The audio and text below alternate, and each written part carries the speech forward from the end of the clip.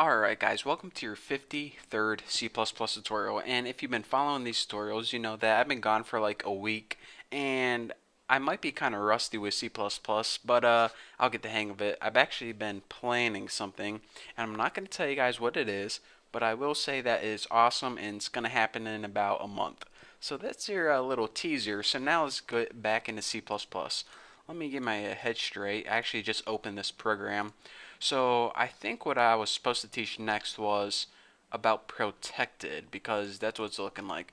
So I think in the last tutorial I just covered basic inheritance. I probably should have, watched the last video before I started doing this one, but who has time for that? So let's go ahead and talk about what a protected member is.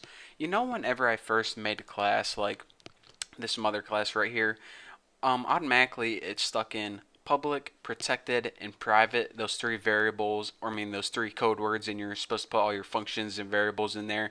And I usually just deleted private or protected, and I'm like, don't worry about that, we'll worry about this later. Well, now is the time to worry about it. So let's go ahead and in our mother class, let's throw in those keywords again. So public, we already know what this does. Let's go ahead and make a variable for each one. So we already know what public means. Anywhere inside this class has access to this stuff, and also outside this class can also access this stuff. Whenever you write something in public, it pretty much means anywhere in the program you can access this crap. So we'll just name it public v for public variable. So now let's go ahead and talk about protected. Well, before we talk about protected, let's talk about private because, might as well get out of the way the things we know already. We already know that whenever we make something like a private variable, that this means that only inside this class has access to this variable. For example, if we wanted to go in another class or in this main CPP class, this class would not have access to these private variables, and that's why we need to build methods inside this class that are public to access those private variables. So basically what we know so far, whenever we make something public, any other file has access to it.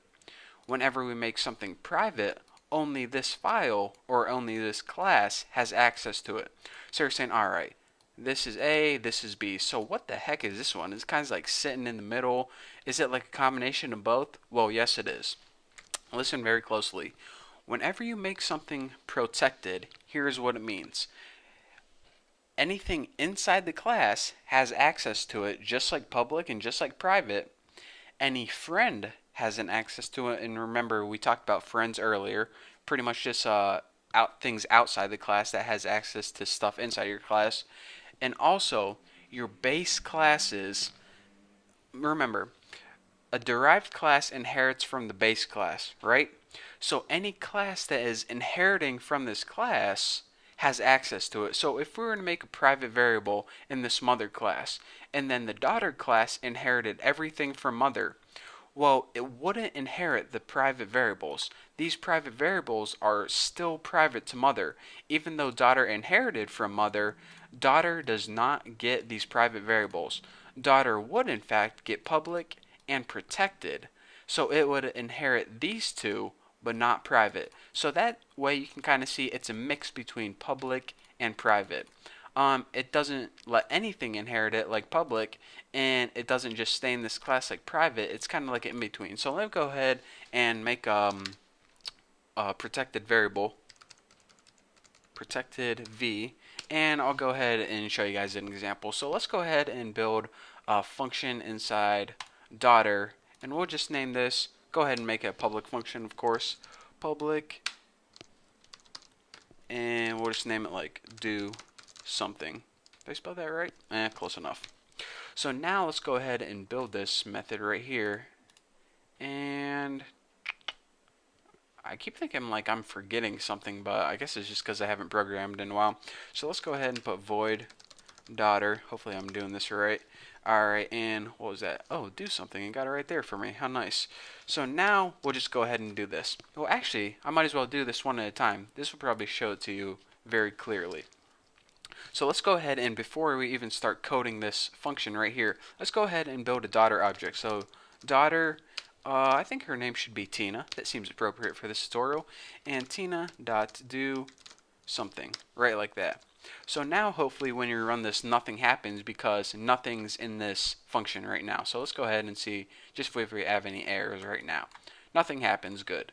So let's go ahead and do this. Let's say we want to access that public variable, and we'll just like set equal to a number or something. We just want to try and access it. So let's go ahead and try to access that public variable and do something to it, like set it equal to 1 or something stupid. Well, we go ahead and run this and no errors. So we know whenever we do that, that we do indeed have access to the public variable. And just a reminder, this daughter class is inheriting everything from this mother class, and that includes a public variable, a protected variable, and a private variable. Now we already know that daughter can access that public variable in this line of code right here. So now let's try and step it up a notch. Now let's go ahead and try to access that protected variable. Protected v right there. Well, if we go ahead and try and set this equal to 2 or something like that, and we build and run it, it works perfectly. So therefore we can see that the the derived class can indeed access the protected members of the base class. And remember, mother is the base class, daughter is the derived class. Whatever does the inheriting, aka the daughter, is the derived class. The core class that has the crap we want to inherit from, that's called the base class.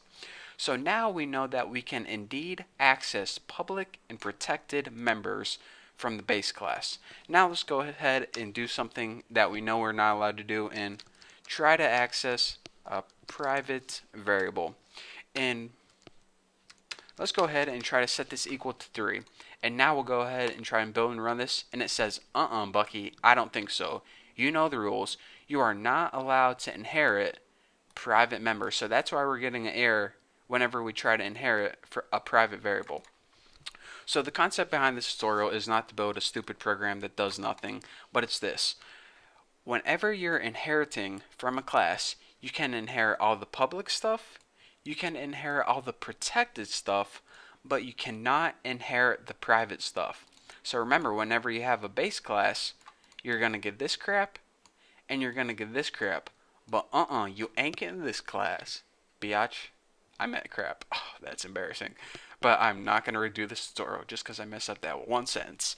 Okay, got it. Alright, so let's, that's enough of me talking for this tutorial. I think you guys understand the concept by now. Basically, at the heart of this tutorial, you can inherit everything except private variables. I could have made this tutorial real short, but I didn't. So thank you guys for watching. Don't forget to subscribe. And by the way, if you guys want a nice organized playlist, I don't really like doing them on YouTube because it's not really easy to organize that way. But if you go to my website, I have all my videos laid out.